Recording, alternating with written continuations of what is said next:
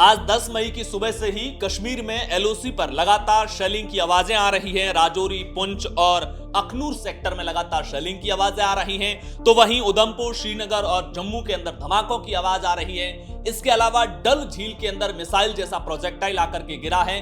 लेकिन इसी बीच राजस्थान के क्या कुछ हालात है, बीती रात राजस्थान के किन किन इलाकों पर पाकिस्तान ने हमला किया और आज दिन भर किस जिले में बंद रहा, कहां पर रेड अलर्ट रहा और कहां पर क्या स्थिति है, इसको लेकर के बात करेंगे। साथ ही ये भी बताएंगे कि राजस्थान के किन किन इलाकों से सोशल मीडिया पर गलत खबरें फैलाने के चक्कर में लोगों को गिरफ्तार भी किया गया है। पिछले 3 दिन की बात करें तो सबसे पहला जो पाकिस्तान ने हमला 7 मई की रात किया था, उस समय राजस्थान के 3 ठिकानों को टारगेट किया गया था। बीकानेर का नाल एयरबेस, फलौदी एयरबेस और बाड़मेर की उत्तरलाई एयरबेस को। 8 मई की रात को फलौदी के नाल के बीकानेर के नाल एयरबेस के साथ साथ फलौदी, पोखरण, जैसलमेर और जोधपुर को टारगेट किया गया। और बीती रात यानी कि 9-10 मई की रात को राजस्थान के अंदर बालोतरा, हनुमानगढ़, पोखरण, जैसलमेर और बाड़मेर के जालिपा कैंट को भी टारगेट किया गया था। ड्रोन से बाड़मेर में तस्वीरें जो सामने आई है, ड्रोन से अटैक हुआ और वो जो आसमान के अंदर पूरी तरीके से कई ड्रोन एक साथ चलते हुए देखे गए। पाकिस्तान की तरफ से यह भी दावा किया गया कि श्री गंगानगर के अंदर जो हमारा सूरतगढ़ एयरफोर्स स्टेशन है, उसको पाकिस्तान ने नुकसान पहुंचाया है, उसको नष्ट किया है। लेकिन जब आज सुबह दिल्ली के अंदर रक्षा मंत्रालय और विदेश मंत्रालय की जॉइंट प्रेस कॉन्फ्रेंस हुई तो पाकिस्तान के इस दावे को कर्नल शौफिया कुरैशी ने सबूतों के साथ खारिज किया। कर्नल शौफिया कुरैशी ने इस दावे को खारिज करते हुए कई तस्वीरें भी दिखाई।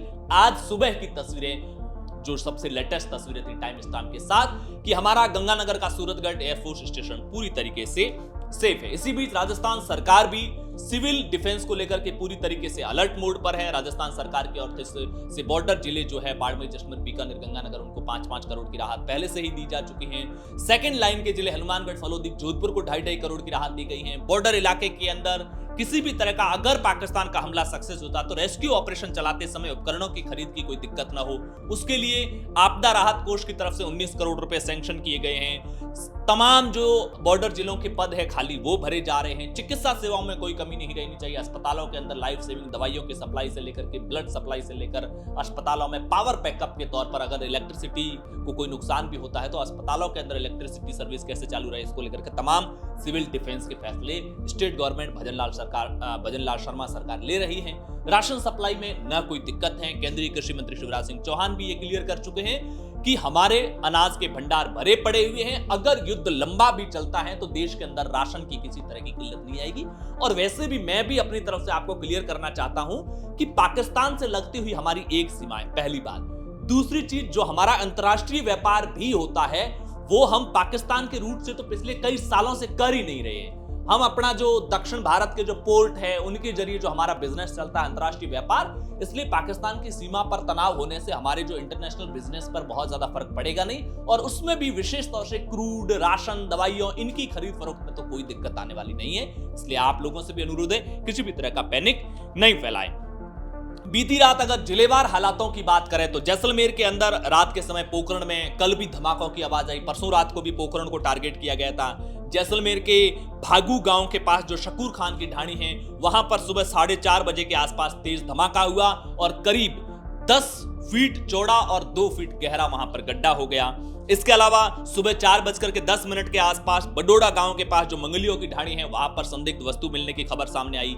आज सुबह से ही जैसलमेर के अंदर रेड अलर्ट वैसे भी है, बाजार बंद करवाए, लोगों को शटर डाउन करके घर जाने का कहा गया। और लोगों से पुलिस प्रशासन यह भी अपील कर रहा है कि किसी भी सार्वजनिक जगह पर इकट्ठा ना होना चाहिए। जरूरी काम हो आप जाइए, काम निपटाइए और फटाफट आइए। और रेड अलर्ट का अगर सायरन बज जाता है तो कैसा भी जरूरी काम हो आप बाहर नहीं निकलेंगे। प्रशासन को पूरी तरह से सहयोग करना चाहिए। उससे पहले जो 7 मई 8 मई की रात को हमले हुए, उसमें हमने आपको पहले ही बताया, कल के एपिसोड में बताया कि रामगढ़ के पास जो रायदन भील की ढाणी है, वहां पर शुक्रवार को एक जिंदा बम मिला। जैसलमेर शहर के अंदर जो किशन घाट की बस्ती है, वहां पर भी एक जिंदा बम मिला था, जिसे बाद में बॉम्ब स्क्वाड टीम ने डिफ्यूज कर दिया गया था।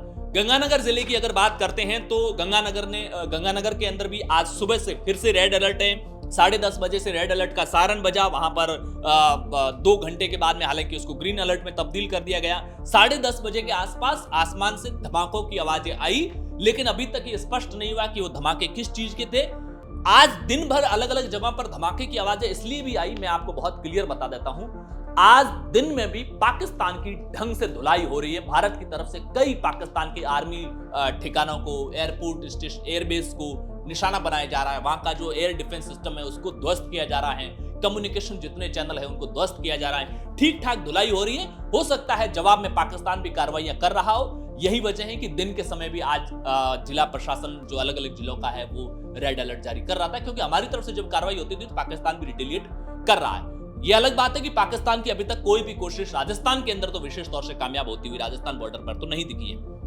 हाँ, कर्नल शौफिया कुरैशी ने आज सुबह हुई प्रेस कॉन्फ्रेंस में भी ये बताया था कि हमारे जो राजस्थान से लगता हुआ, पंजाब से लगता हुआ बॉर्डर है, बॉर्डर के पार पाकिस्तान हाई लेवल पर वहां पर आर्टिलरी तैनात कर रहा है। वहां पर बड़ी तादाद में टैंक और फौज को तैनात किया जा रहा है। ऐसे में पाकिस्तान की मंशा पर कर्नल शौफिया कुरैशी ने सवाल उठाया था कि वो युद्ध को रोकना चाहता है या युद्ध को बढ़ाना चाहता है। बहरहाल बाड़मेर के अंदर, गिडा के अंदर कल रात को जो हमला हुआ उसके बाद में अलग अलग तस्वीरें सामने आई। आज खेतों के अंदर मिसाइलों के खोखे पड़े हुए, और मैं ये देख रहा था बाड़मेर के लोगों की और जैसलमेर के जो हमारे सरहदी इलाके के लोगों की जिंदा दिली कि आबादी इलाके में जिंदा बम गिर रहे हैं, खेतों में मिसाइलें गिर रही है, लेकिन लोग एंटरटेन कर रहे हैं, लोग एंजॉय कर रहे हैं, लोग आनंद ले रहे हैं उन तस्वीरों का भी। ये कहीं ना कहीं हमारी आर्म फोर्सेज और हमारी सुरक्षा व्यवस्था पर लोगों का कॉन्फिडेंस दिखाता है कि उनको इन बातों से कोई डर नहीं लग रहा है। बीकानेर में भी आज सुबह से रेड अलर्ट के हालात है, क्योंकि बीकानेर शहर से ठीक 7 किलोमीटर दूर नाल एयरबेस पड़ता है। नाल जो एयरपोर्ट है उसमें एक तरफ एयरफोर्स का स्टेशन है, एक तरफ सिविल एयरपोर्ट है। हालांकि सिविल को भी पूरी तरीके से 14 तारीख के लिए बंद कर दिया गया है।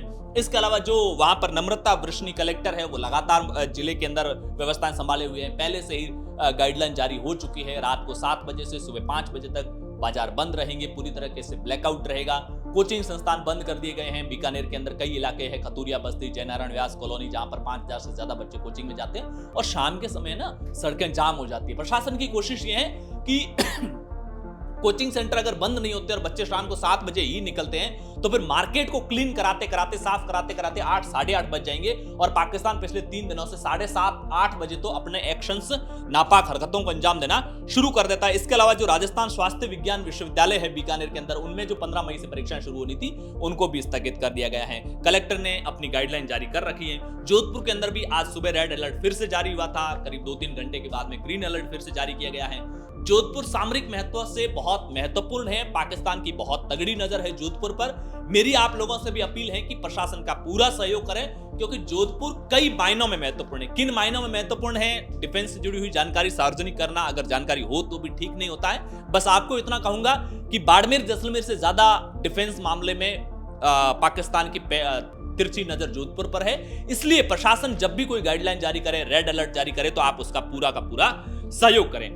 इसके अलावा अगर हम एक विशेष तौर से गिरफ्तारियों की अगर बात करते हैं तो सोशल मीडिया पर या तो आर्मी की जो मूवमेंट है उसको दिखाने या फिर ऐसी पोस्टें करने से जिसमें लोगों में तनाव बढ़ता हो, लोगों की भावनाएं आहत होती हो, ऐसे बड़े स्केल पर गिरफ्तारियां हो रही हैं। बाड़मेर एसपी नरेंद्र मीणा ने बताया कि सोशल मीडिया पर सेना का मूवमेंट दिखाने की वजह से एक कार्रवाई की गई और एक व्यक्ति को गिरफ्तार किया गया। चूरू का जो सरदार शहर थाना पुलिस है उसमें सोशल मीडिया पर राष्ट्र विरोधी भड़काऊ पोस्ट करने के मामले में आसिफ खान नाम के एक युवक को गिरफ्तार किया गया। सीमा पर जो तनाव है उसके बीच भ्रामक पोस्ट करने के मामले में जालोर की भीनमाल पुलिस ने विक्रम चौधरी नाम के एक व्यक्ति को गिरफ्तार किया। गंगानगर के अंदर कल 2 महत्वपूर्ण गिरफ्तारियां हुई है। घुमड़वाली में पुलिस ने सोशल मीडिया पर देश विरोधी और धार्मिक सौहार्द बिगाड़ने वाली पोस्ट डालने वाले 2 लोगों को गिरफ्तार किया और दोनों सगे भाई है, प्रदीप सिंह और लवप्रीत सिंह, दोनों सगे भाई है। इसके अलावा 2 भाइयों ने जो पाकिस्तान के झंडे और टैंक लगी हुई पोस्टें भी सोशल मीडिया पर व्हाट्सएप स्टेटस लगाया था। जैसलमेर जिले की सदर थाना पुलिस, कोतवाली पुलिस और पोखरण पुलिस ने आर्मी से जुड़े हुए इलाकों में संदिग्ध हालातों में घूमते हुए 9 लोगों को गिरफ्तार किया और इसमें से एक व्यक्ति से जो सुरक्षा एजेंसियां हैं वो कड़ाई से पूछताछ कर रही है। जैसलमेर एसपी सुधीर चौधरी ने जो अपडेट दी है उसके मुताबिक इन 9 लोगों में 5 जैसलमेर के हैं, 3 बाड़मेर के हैं और 1 बिहार का रहने वाला युवक है। सरकार के लेवल पर वैसे भी कई महत्वपूर्ण फैसले लिए जा रहे हैं, लेकिन जयपुर चूंकि राजस्थान की राजधानी है, जयपुर की सुरक्षा कई मामले में महत्वपूर्ण होती है और दुश्मन की नजर में भी हमेशा राजधानियां ज्यादा रहती हैं, क्योंकि वहां अगर अटैक करने में कामयाब होता है तो सरकार के लेवल पर और पब्लिक के लेवल पर मोरल तोड़ने में उनको कामयाबी मिलती है। लिहाजा जयपुर की सुरक्षा व्यवस्था में भी कोई कमी नहीं रखने दी जा रही है। जयपुर पुलिस आयुक्त ने सुरक्षा व्यवस्था को और मजबूत करने के लिए जयपुर के अंदर एक कंट्रोल रूम बनाया है, जय हिंद कंट्रोल रूम। तो जय हिंद नियंत्रण कक्ष की स्थापना की गई है। जो अतिरिक्त पुलिस आयुक्त है लॉ एंड ऑर्डर के रामेश्वर सिंह, उन्होंने बताया कि अब लोग इस कंट्रोल रूम पर किसी भी तरह की संवेदनशील गतिविधि या कोई भी शक हो, किसी भी तरह की सूचना हो, कोई अफवाह हो, आतंकवादी गतिविधि से जुड़ी हुई सूचना हो, तो वो तुरंत दे सकते हैं। इसके लिए हेल्पलाइन नंबर भी जारी किए गए और व्हाट्सएप नंबर भी जारी किए। मैं आप चाहूंगा कि मैं आपको दोनों बताऊं ताकि आप जागरूक रहें। हेल्पलाइन नंबर है 0141236683 और इसके अलावा जो व्हाट्सएप नंबर जारी किए गए हैं वो व्हाट्सएप नंबर है 9530422612।